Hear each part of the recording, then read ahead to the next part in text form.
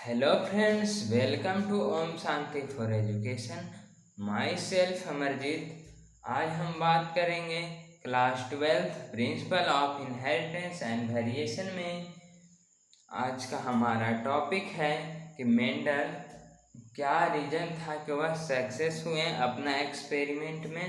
इसको बारे में हम लोग इस वीडियो में डिस्कस करेंगे। तो आपसे हमें निवेदन है कि आप हमारे वीडियो को पूरा देखें। आधा देखने का कोई फ़ायदा नहीं है, कोई बेनिफिट नहीं है। ठीक है, तो हम लोग स्टार्ट करते हैं इस वीडियो को। गॉर्गर जोहान मेंडल जो थे, रीजन फॉर सक्सेस मेंडल। क्या रीजन था कि गॉर्गर जोहान मेंडल थे जो सक्सेस हुए? तो देखते हैं हम रीजन पे कि क्या क्या रीजन के कारण मेंडल जो थे सक्सेस हुए, उनका एक्सपेरिमेंट हुआ जो सक्सेसफुल हुआ। तो Mendel select only pure breeding variety of P plants. जो मेंडल थे वह सेलेक्ट किए थे कौन सा वैरायटी? Pure breeding variety. कौन सा वैरायटी सेलेक्ट किए थे Mendel? Pure breeding variety select किए थे। देखिए, शुरू मेंडल जो थे वह 34 वेराइटीज को लेके चले थे। ठीक है, उसके बाद उसको छोड़े तो 22 वेराइटी लिए, और 22 अल्टीमेटली फिर लास्टली लिए थे वह कितना वेराइटी? 7 वेराइटी। फिर 7 वेराइटी पर ही उन्होंने सक्सेस हुआ।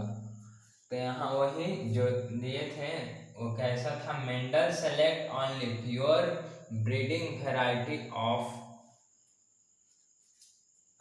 पी। यहाँ गलत हो गया है, ऑफ पी।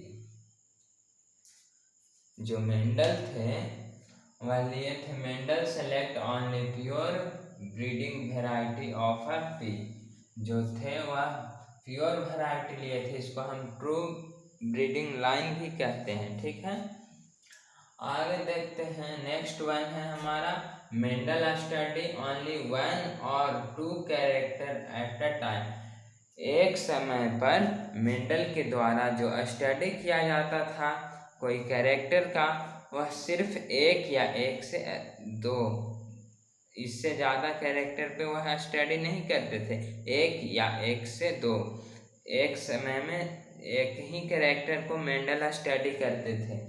देखिए, मेंडल स्टडी ओनली 1 और 2 कैरेक्टर एट अ टाइम। एक समय में एक कैरेक्टर या एक से अधिक कैरेक्टर में हमारा क्या हो जाएगा? यहाँ पे कैरेक्टर हो जाएगा, यहाँ हो जाएगा हमारा जो मान लिया जाए तो हाइट के अध्ययन कर रहे हैं, स्टडी कर रहे हैं, तो सिर्फ हाइट को देखेंगे, और शेप देख रहे हैं तो सिर्फ शेप देखेंगे। ठीक है, नेक्स्ट वन है हमारा he kept record of every cross recorded very precisely.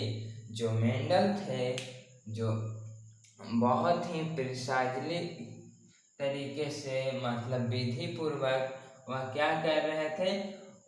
एक एक प्लांट को, मतलब उसके बारे में, उसका कैरेक्टर को नोट कर रहे थे, उसका एक एक रिकॉर्ड को रख रहे थे, बहुत विधि पूर्वक उसको रख रहे थे मेंडल के द्वारा।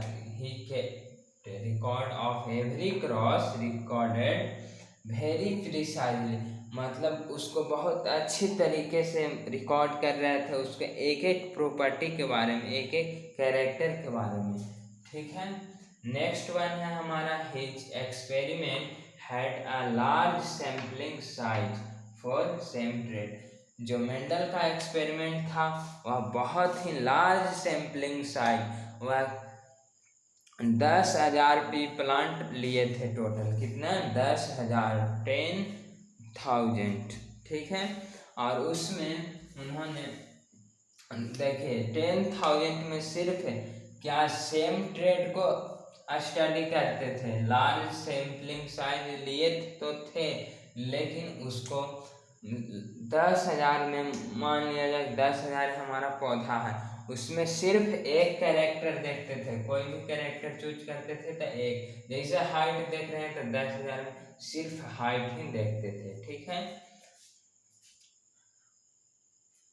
he precisely conducted self pollination, और वह यहाँ लग रहा है कि प्रिसाइजली कंडक्टेड सेल्फ पॉलिनेशन कितना आसान है, लेकिन उतना आसान नहीं है। जैसे 10,000 वो सैम्पलिंग साइज था उनका, मतलब कि नंबर ऑफ प्लांट था 10,000, 10,000, तो उसको सेल्फ पॉलिनेशन करवाना एक अकेले व्यक्ति के लिए कितना मुश्किल का काम होता है। जैसे कि उसको देखना है कि सेल्फ पॉलिनेशन करवाना है और कोई अदर पौधा से, मतलब फ्लावर से वह क्रॉस न कर जाए, इसके लिए उसको एग्जैक्ट टाइम में उसको सेल्फ पॉलिनेशन करवाना और दूसरे पॉलन ग्रेन से उसको बचा के भी रखना, ये सब कितना कठिन काम था। ठीक है, तो उसको लिए थे वह बहुत विधि पूर्वक सेल्फ पॉलिनेशन करवाते थे, अदर पॉलन ग्रेन से उनको बचाते थे और उसको एग्जैक्ट टाइम पर सेल्फ पॉलिनेशन करवाना है तो बहुत मुश्किल का बात है। ठीक है, he studied inheritance of character for 3 or more generation, और देखिए कोई साइंटिस्ट थे कि एक बार अध्ययन कर लिए, उसको स्टडी कर लिए, एक जनरेशन आ गया, फिर उसका तुरंत लिखने लगे कि यह रिजल्ट आ गया। लेकिन मेंडल के द्वारा क्या किया गया कि आपको हम शुरू में बताए थे इनहेरिटेंस के बारे में, यहाँ पे इनहेरिटेंस के बारे में हम चैप्टर में स्टार्ट करने से पहले ही बता दिए थे।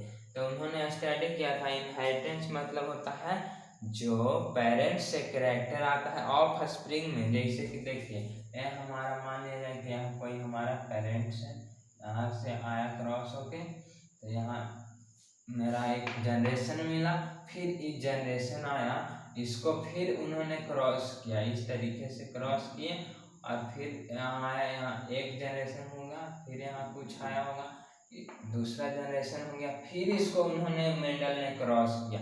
इसी तरह से 2 से 3 बार, 3 से 4 बार, इसी तरह से बार बार उन्होंने जनरेशन को क्या किया, स्टडी किया। He study inheritance of character for 3 और मोर जनरेशन, 3 और 3 से अधिक बार उसको स्टडी किए थे जनरेशन। कोई साइंटिस्ट एक ही जनरेशन को स्टडी किया, उसका रिजल्ट लिख दिया, लेकिन मेंडल के द्वारा ऐसा नहीं किया गया।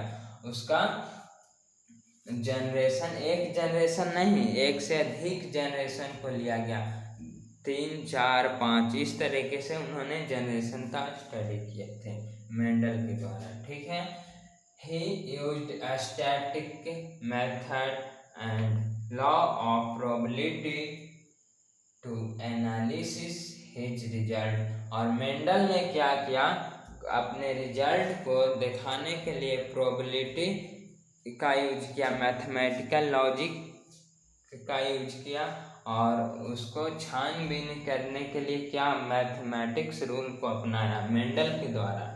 ठीक है, नेक्स्ट वन है मेरा, he did not attempt to explain all variation। Variation भी हम इंट्रोडक्शन में इम्पोर्टेंट टर्म में बताए थे कि वेरिएशन क्या होता है। वेरिएशन उसको कहते हैं जो ऑफ स्प्रिंग पेरेंट से डिफरेंट होता है, उसको हम वेरिएशन कहते हैं। Found in his result but left them as such, जो मेंडल जो थे, जो उन्होंने अपना उनका रिजल्ट जो आया उसमें जो वेरिएशन था, जो मेंडल का रिजल्ट आया उसमें जो वेरिएशन था उसको उन्होंने एक्सप्लेन करने की कोशिश नहीं किया, उसको एज इट इज छोड़ दिया, उसको ऐसे ही छोड़ दिया, जो वेरिएशन था, जो भिन्नता था उनको रिजल्ट में। तो यह आपको अगर जो वीडियो अच्छा लगा, समझ में आया, तो आप कृपया करके मेरे चैनल को सब्सक्राइब करें, वीडियो को लाइक करें, शेयर करें। थैंक्स।